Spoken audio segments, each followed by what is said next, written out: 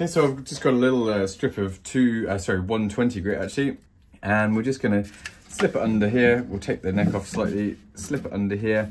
Now I've backed this with some sticky tape, and that will help it glide nicely and avoid scratching the wood. Not that it really matters because we are going to finish this, but let's not give ourselves extra work.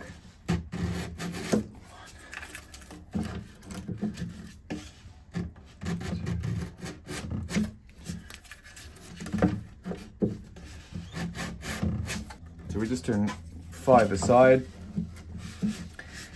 and then we'll check.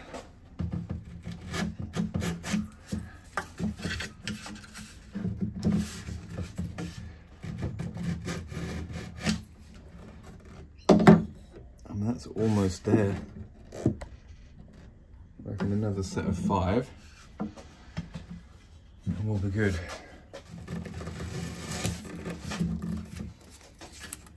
And then what we also have to do, of course, is true up the neck so it's sitting straight to the bridge.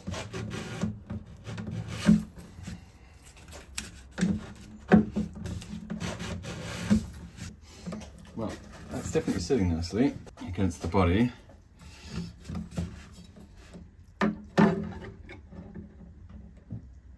Just want to true this heel up a little bit.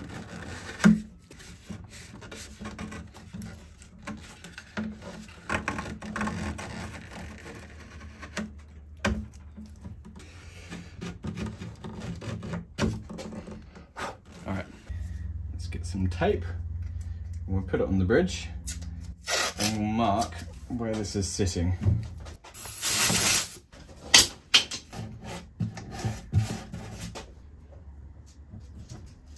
Okay, it's there, and all right. So the key thing that's actually the most important to us is the relationship of those marks there with the respective outer strings, which are there and there. So if we just mark those off, I'm just putting my pencil in the tip of the slot there, and what you should be able to see is that the distance between that line and that line is a little bit bigger than the distance between this line and that line. So what we need to do is sand a little bit more off this cheek here, and that will bring the neck over this way, and we should be in a better place.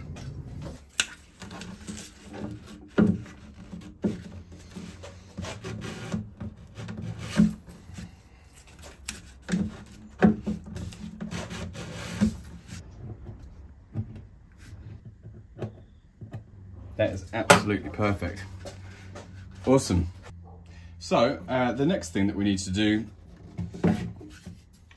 is just veneer these cheeks here so that they're they're nice and tight in this dovetail. Like, it's actually not too bad in there, but it'd be really nice to get a nice tight fit on that.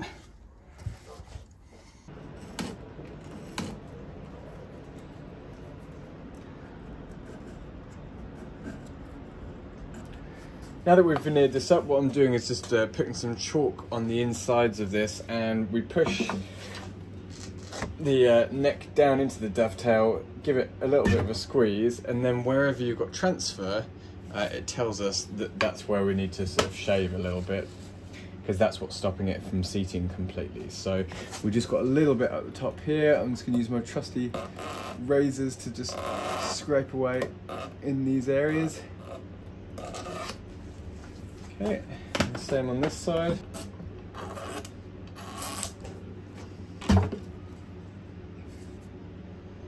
Still sort of binding a little bit at the top.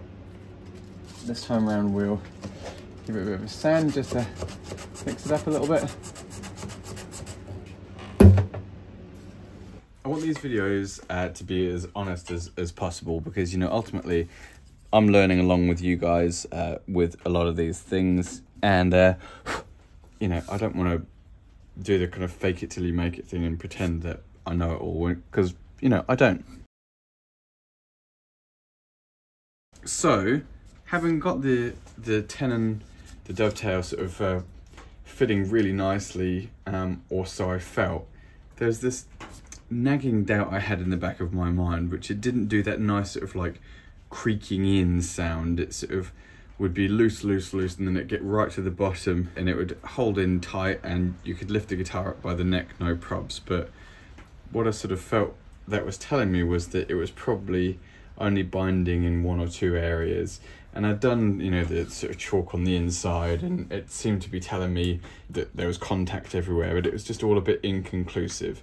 What I also felt looking at the cheeks of these dovetails is that they were quite crudely cut, and, you know, maybe just sort of during the fitting process. And so what you had was like, you had sort of hollows out here, and they were a bit rounded and a bit sort of rough and ready, and I had big concerns about that, because obviously it just reduces the contact area for the glue. And so this isn't really something I've seen other people do, so it might be completely unnecessary, but I decided to sort of like start again with it. So I stripped back all the veneer that I put on there, and then I made the original Martin veneer, or dovetail, sorry, as good as possible. And one of the things that I did was measured the angle on the body, and the dovetail is 12 degrees from the perpendicular here. So I made myself a little template here, and I made sure that this was perfectly 12 degrees all along, so that would help that way. So then also made one of these guys here, so I could fit over here. So I was just making sure that, you know, we weren't tapering the V the wrong way. So I've straightened out the other side as well, and I've also straightened the body out so that, you know, it's as good as I can get it. It's more difficult on the body because, you know, you've got worse access, but I think that's going to be really, really good now. The other thing I checked as well is just to make sure that it was flat all the way up here, so making sure that, you know, we don't get any sort of big bits up here that are binding at the top. And all of this should just give us the best chance of a nice tight dovetail.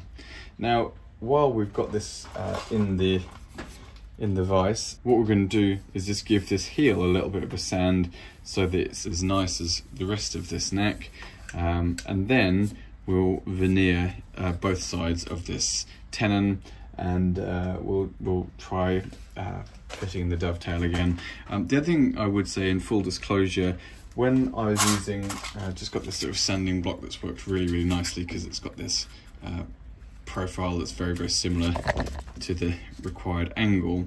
But when I was doing that, I did hit this unknowingly on this side. So I've chipped out a little bit, or sanded out a little bit of the heel cap there.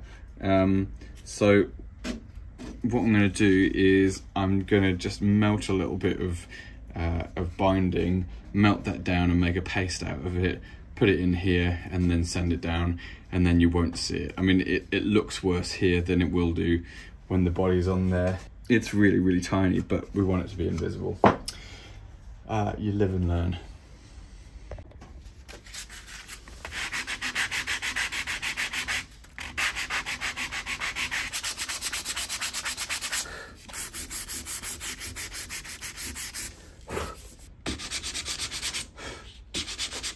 It's really important that we don't round this shoulder over here, because then you'll get a horrible looking joint when we come to do that bit.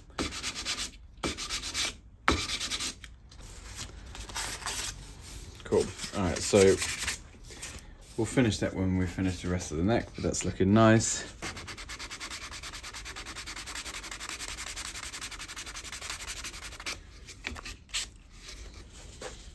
I'm just rubbing some acetone on this one here, just to get the stains out of it. I've made my veneers. This is actually beech, because I just had some lying around, and I ran that through the spindle sander just to get it down to thickness. It actually feels sort of like a perfect fit. I've kind of put it in here and it feels nice and tight. And I know that this and this are the same angle because I use my jig.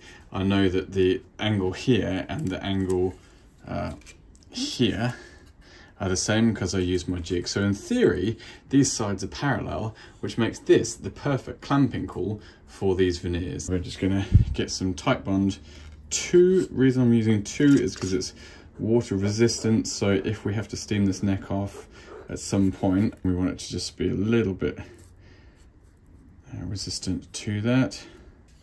Okay, so that's all taped, that's all veneered there, and what we're going to do is just stick this into here.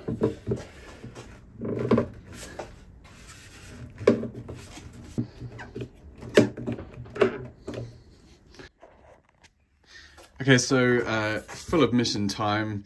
My using the dovetail as a as a clamping cool was woefully optimistic. You know, the fact is that this is just not uniform. You can see that the mortise is not, you know, is not even. Like, that slopes more than that. And then when you look at the tenon, you can see how off center that is. So these things were like really done by hand. And much as I tried to sort of measure it, it's sort of like it tapers out there, and I think also gets less steep in that bit there, and I just couldn't get my little measuring bit in there to sort of verify that. So I ended up sort of off camera messing around with this quite a bit, and sort of sticking additional bits onto the bottom of this just to try and get it tight. And what I was finding beforehand was that it was sitting in tight, but then it would also tip forward when you sort of like pulled the neck, which is obviously a bad thing. Whereas now what you get is this is really firm on, it doesn't tip forward, it doesn't tip sideways, it doesn't sort of like twist that way. It's square there, it sits on the board, and the angle of dangle is good, so that, you know, a straight edge sits on top of the frets and just on top of the bridge there. So look, honestly, I think that's as good as we're going to get it. I'm pretty happy with it. I'm happy with how that's sitting on the sides. I think we've done the guitar a good service there. We'll now just finish the cleaning up of the binding. So you can see here what we're dealing with. Yes, there's some nice patina to it, but equally the patina is sort of is really inconsistent, particularly given that we've sanded, plus there's sort of bleed from you know, from wiping down the sides, so there's a bit of rosewood bleed there. All in all, it's just going to be easier to sort of like give it a natural tint with lacquers and maybe shellac and possibly even stain. If it was all nice and even, you know, I certainly wouldn't wipe it back to white like this. You've got to be obviously super careful, because the last thing we want to do is melt this binding. And acetone will do exactly that if you're not careful. But fortunately, one of the attributes of acetone is that it evaporates really, really quickly. So if you're fast enough with it, you can wipe off all the stains and previous finish, and it will evaporate off before actually getting into the melting process.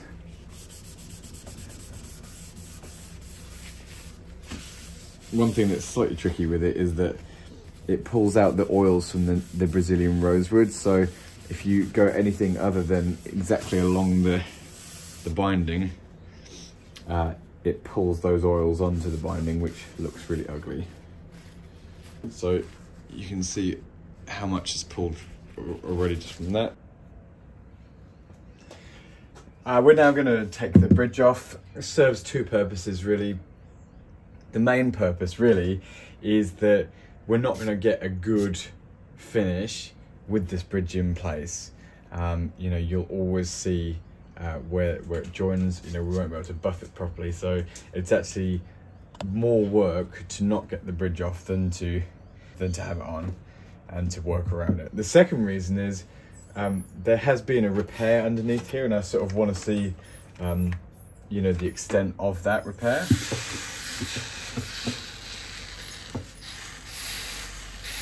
we're just going to get our iron on here, and again make sure that we're not touching the body of the guitar, because we don't want to damage our soundboard.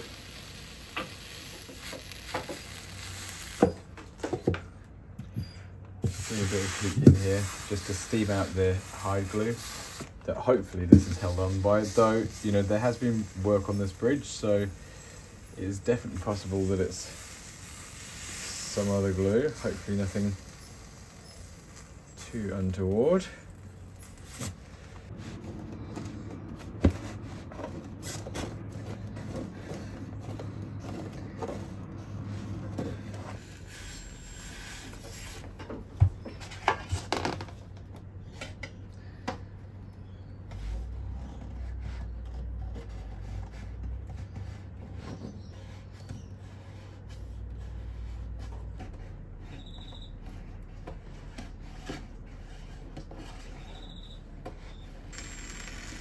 So I'm also holding the spatula against the iron so it gets really, really hot.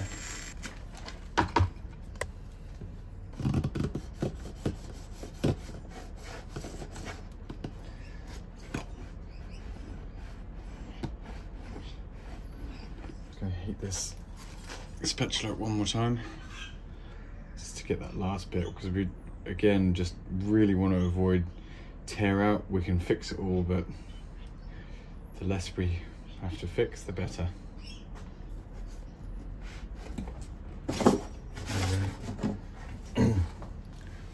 I'm pretty happy with that. So I'm just gluing up a little bit of tear out, just some fibers that came up, you know, like I didn't do a perfect job and probably definitely used the wrong spatula. I should have used this round one from the start, but I used one with slightly harder corners that, you know, dug into the fretboard more than I'd like. But the rest of this is really excellent, so I'm super happy with that. What I strongly believe is that these guys here, I think they're the original holes, and I don't know why the bridge has been moved exactly. Maybe the original bridge was cracked or something like that, but you'd have thought they'd still use the same bridge holes. I used the StewMac fret position calculator to work out exactly where the bridge position should be, and when I sort of line it all up, actually it's somewhere between the two. So if we line the bridge up here where I've kind of got it marked out, what you'll see is we're actually directly over this hole here. So this was good, and actually in this position, by the time you get to the 12th fret, your bass notes are going to be really, really sharp. So on the treble side, it is similarly positioned, so it actually probably, those were the, you know, that's the actual correct position for this, which is a bit frustrating because someone's obviously hacked away then at all of this stuff here that we're going to have to replace, but that's okay, we can do that. It does leave us with a quandary though, which is you've got this sort of kind of bridge plate underneath that's been attached to the stock rosewood bridge plate. And that was presumably to cover up the original holes and to give, you know, some solid material to sort of bind into, basically to, you know, because the holes are sort of butting up against each other, you know, you just make one big ugly hole like this sort of thing. So I think that's what that is. But the question now is, what do we do? Because we've now got those holes in the bridge plate and the bridge plate. I'm just feeling it's, you know, I had in mind that it was a really thick thing. It's actually not that thick. It's about, you know, I don't know, 2, maybe 3 mil thick, which is thicker than it ideally would be, but it's not too bad. Well, I think I've made a decision on the way to go with this. I just cut off a little bit of rosewood here and put it in the drill and use that as like a mini lathe to get this down to 5 mil. And we're going to drill out these holes here and just plug that with rosewood until we can feel it down the bottom. And then step number 2 is to plug these holes in the top. So first step, let's do a 5mm hole.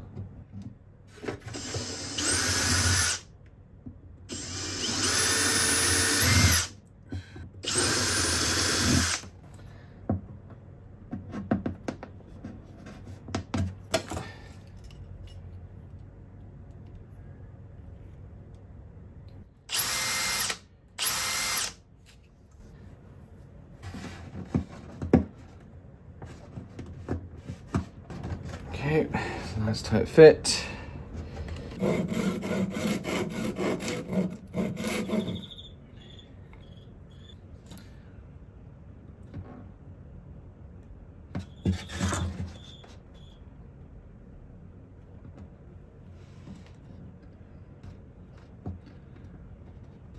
So now that this is all dry, we're just gonna shave these off here.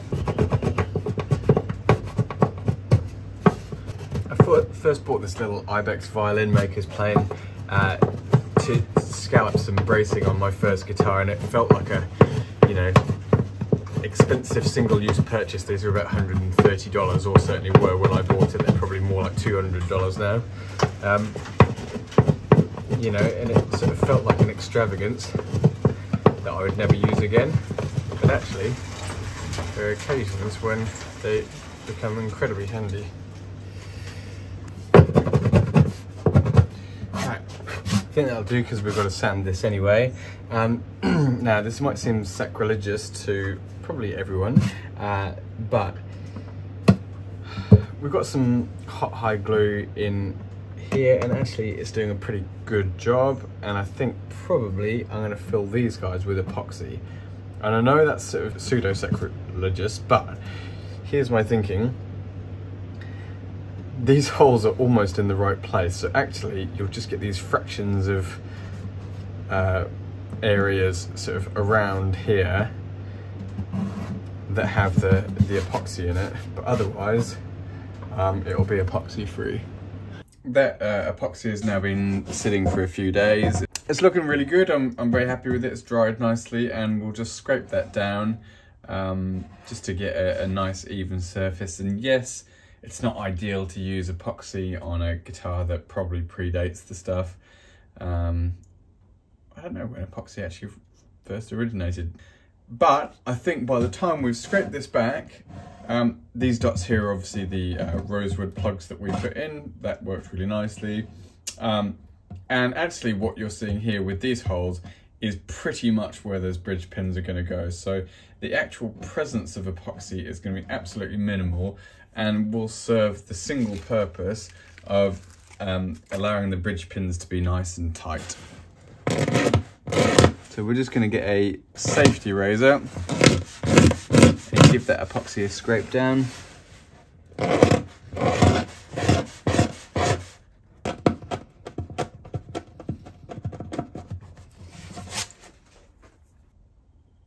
And what's mad about this, I don't really get, is I didn't have this tear out here. Like, I had a bit of fibers going here for sure, so that is definitely me.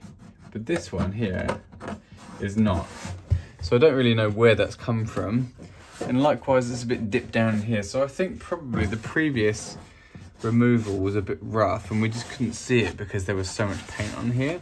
But that's okay, we've got plenty of meat to work with, and these are fractions of a millimetre deep. They just look awful at the moment.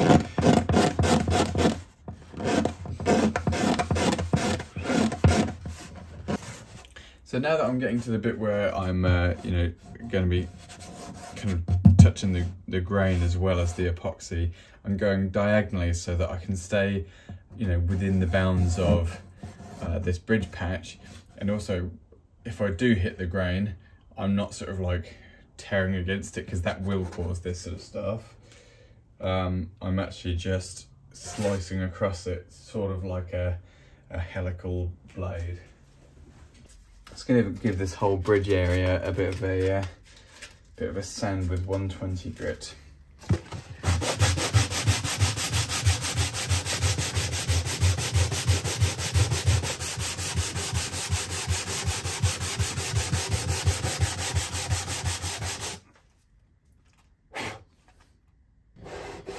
So if we work on the basis that where the epoxy is where it's going to be, it's roughly there to roughly there. Yeah, that's nice. That's going to be good.